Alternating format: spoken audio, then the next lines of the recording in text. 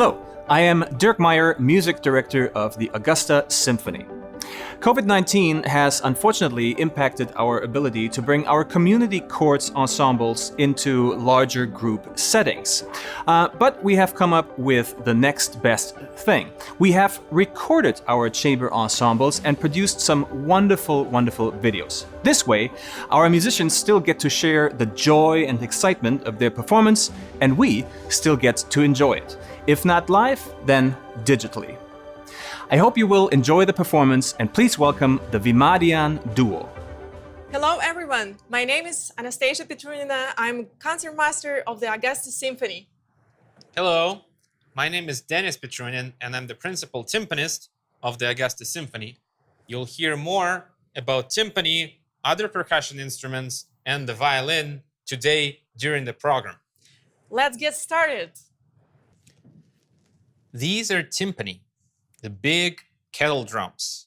You usually see them in the back of a symphony orchestra, and normally there are either 2, 3, or 4 of them set up.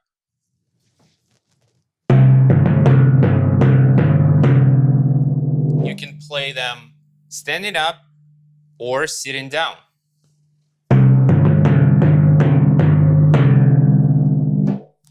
This is a very powerful instrument, and the pitch on them is actually height adjustable. Let me show you how we do it. We use this pedal to adjust the pitch where we want to.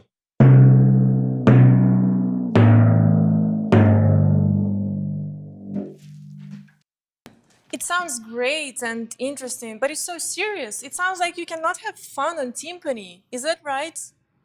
Really? What do you mean? I mean, you cannot play something like this.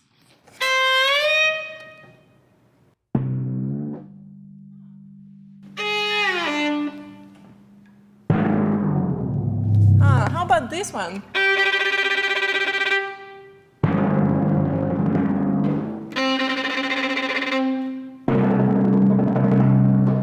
Well, I guess I was wrong, and you can have fun playing timpani.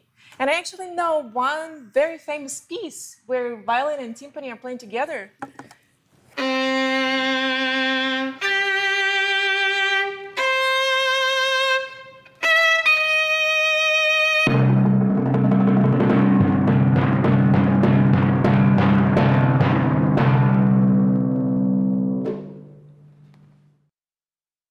I always wanted to ask you, what is this big thing and how do you play it? Like this? Let me show you. This is a bass drum, and here's how you strike the bass drum.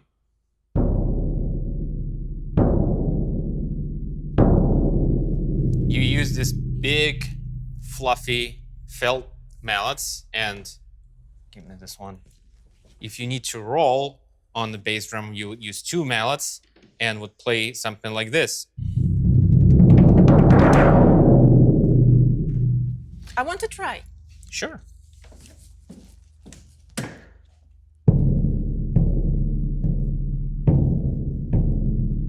Pretty good.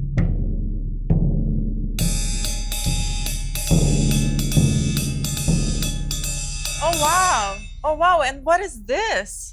This is a suspended cymbal. You can play it with drumsticks for distinctive rhythms, or with felt mallets. In an orchestra, you can hear cymbals and bass drum playing together a lot of times. This is a xylophone, another keyboard percussion instrument.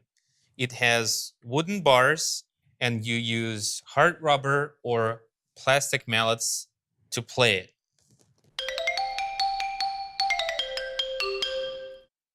You can use 2, 3, or 4 mallets when you play a xylophone.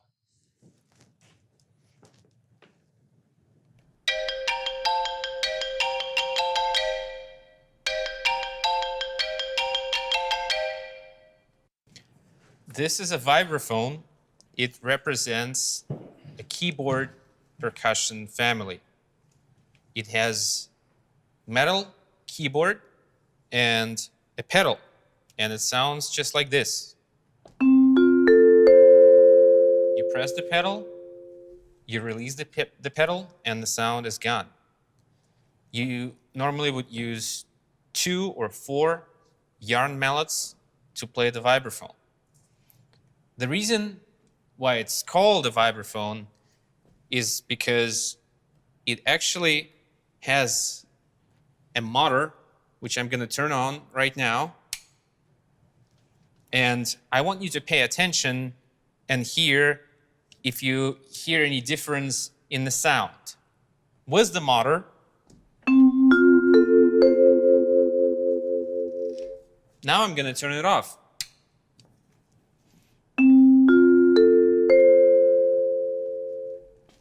You can hear as the motor is working, there's special fans here in these resonator tubes, and the sound is vibrating while I'm playing.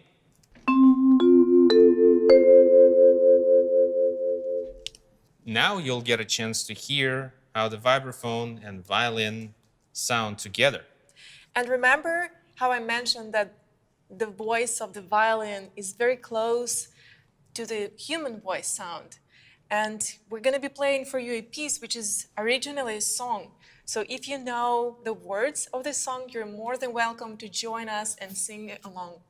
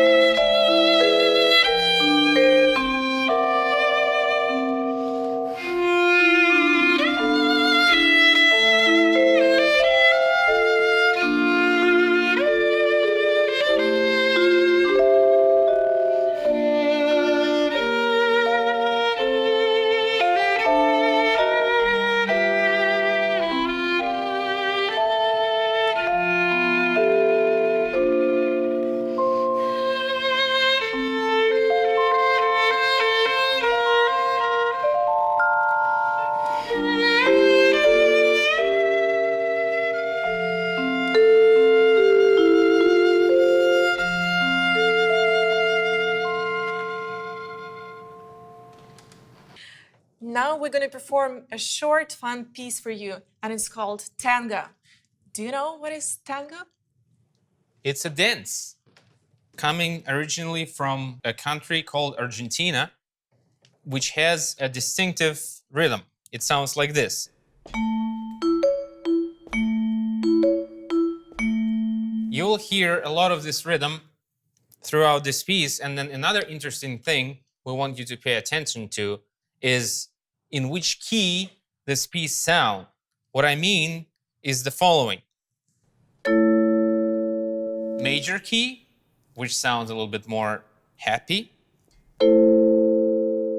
versus a minor key, which sounds a little bit more sad. So in this tango piece, you'll hear a combination of both.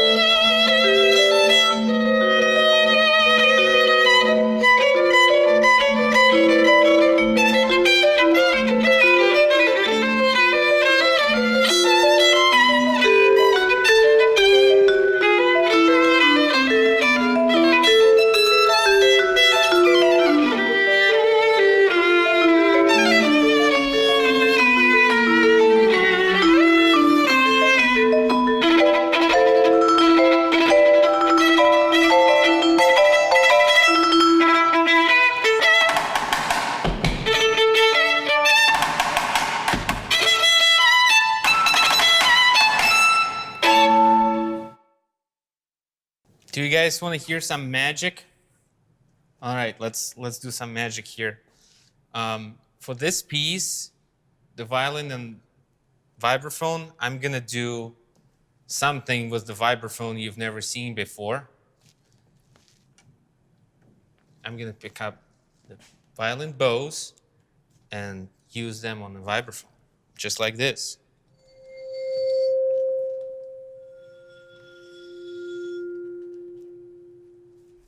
Can you use a mallet when you play a violin? No, no one should use mallets on a violin.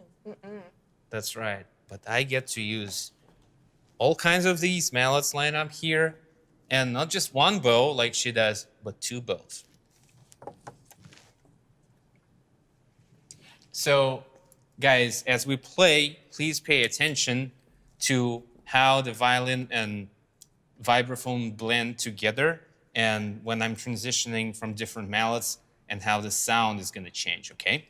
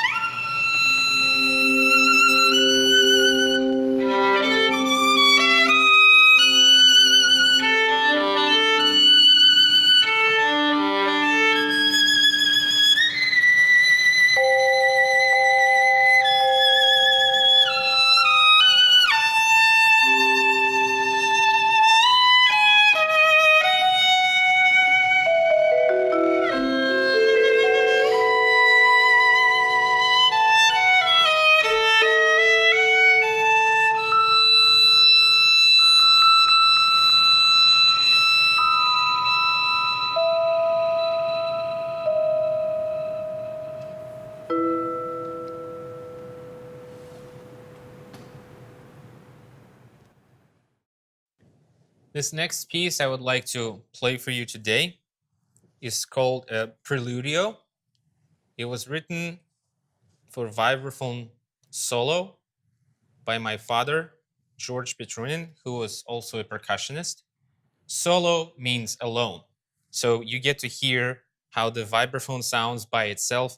And I turn the motor on so you will hear the vibration going through the sound.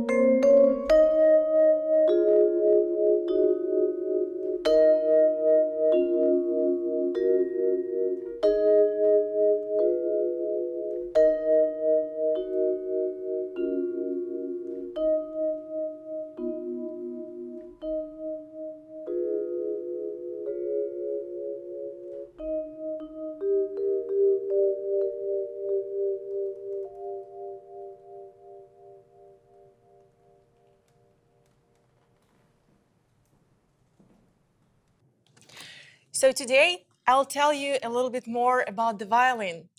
What do you know about the violin? It's made out of several kinds of wood, and it has 4 strings.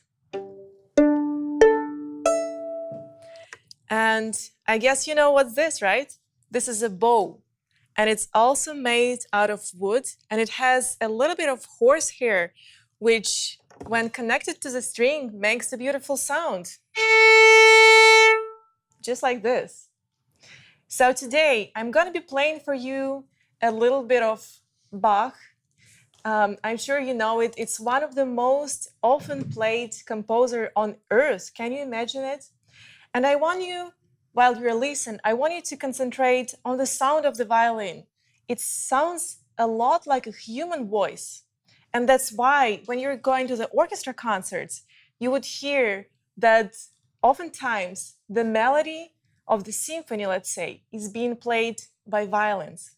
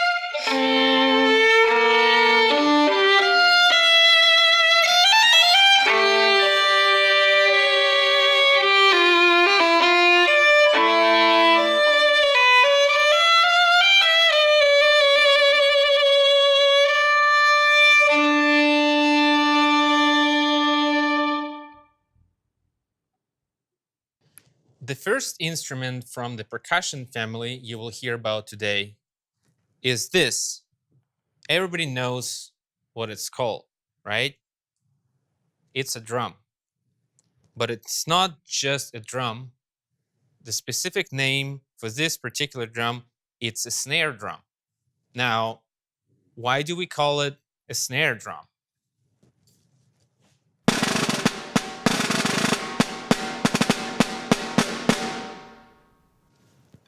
Because this drum has these wires in the bottom, which are called snares. I hope you can see them from here. So, and there's a snare switch right here. So when I turn the snares off, the drum starts sounding like this. And when I turn them back on, here's the sound you already heard. Everybody can hear the difference, right? Okay, good. So a little bit more about the snare drum. The snare drum is the oldest instrument from the percussion family. It's a foundation for the rest of our instruments, and it's actually also the oldest musical instruments on our earth, because a long, long time ago, when there were no musical instruments, people used to dig holes in the ground, cover them with pieces of wood, and then make noise and start playing on that wood. And that's how people used to communicate to each other during the prehistoric age. Now, when we make music, we also communicate with each other. Even if it's just rhythm, it always means something. This snare drum piece I'm going to play for you also has a lot of meaning. It's actually really cool. It's called Adventures, which means adventures. And there are a lot of different adventures going on through this piece. First of all, I'm playing with regular drumsticks, but also I'll be using a brush, a timpani mallet, and also my hands. I'm going to be turning the snares on and off throughout the piece, and all of these switches were requested by a composer who wrote this piece. At one point, I also get to improvise, and I'm going to be playing the shell of a drum, the rim, and there's a particular stroke which is called a rim shot, which kind of sounds like a gunshot. So if it gets too loud for you, just cover your ears, okay? While I'm playing, I want you to pay attention to different techniques I'm going to be using, especially when I'm using the click sticks.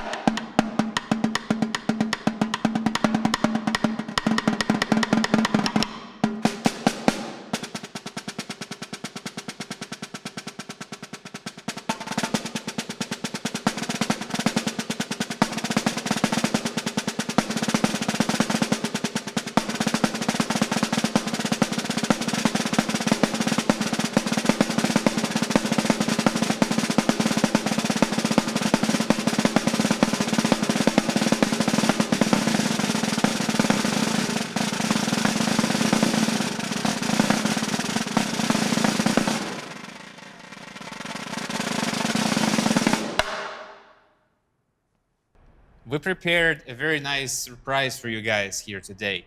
This is the coolest part and my favorite part of this entire program. Do you know what this is? Magic table. Check this out. Oh, wow. What is washboard doing here? Why is it here?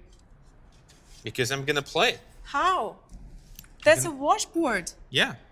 I'm gonna pick up a drumstick and play it, just like this. Oh, wow. Percussionists get to do all the fun stuff. Are there any other fun instruments out here? I mean, all of them are fun. Do you want to know what my favorite one is? Sure. The bongos. You can play them with your hands. Or with the drumsticks. And when we perform the piece for you together, you will hear me playing most of these instruments. Hey, I know this one. This sounds like a doorbell. What is this? It's a triangle. And it has a special triangle beater. Oh, wow. You play just like this. To me, it does sound like a doorbell. I'm sorry. Let's move on then. Oh, 2 spoons? Seriously? What Yeah. are we supposed to do with this one? Play. Like this? It's better if you strike it against your hand. Okay. Well, how about this one? Oh, this is the funniest and the coolest instrument of all of the ones are here, in my opinion.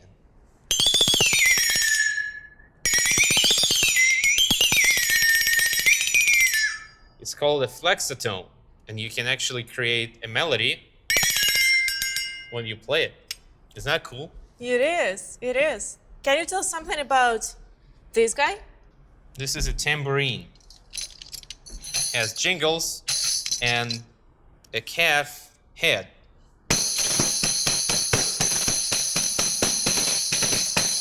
And you play it just like that. And what is this red thing? You really want to know what that is? It does look interesting to me. What do you guys think? Does it look like a percussion instrument to you? I'm gonna hide it for a second.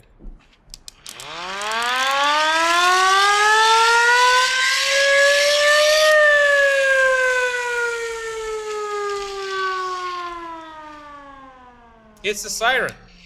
This is what percussionists get to do. Sometimes when you play in orchestra or in a chamber ensemble, you get to play all of these cool things.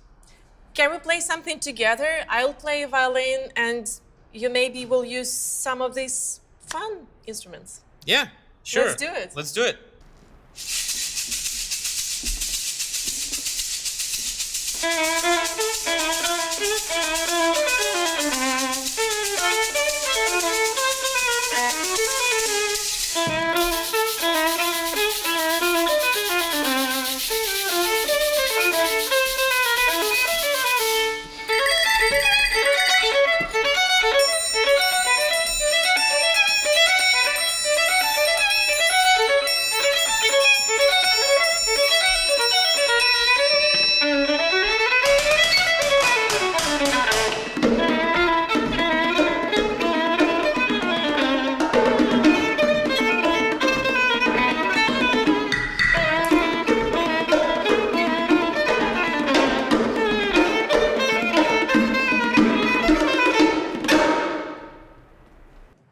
Hope you guys enjoyed today's program. Thank you so much for letting us be with you. Thank you, Augusta Symphony. Thank you, the music therapy program, who provided all these great magical instruments. We hope to see you soon again. Ciao.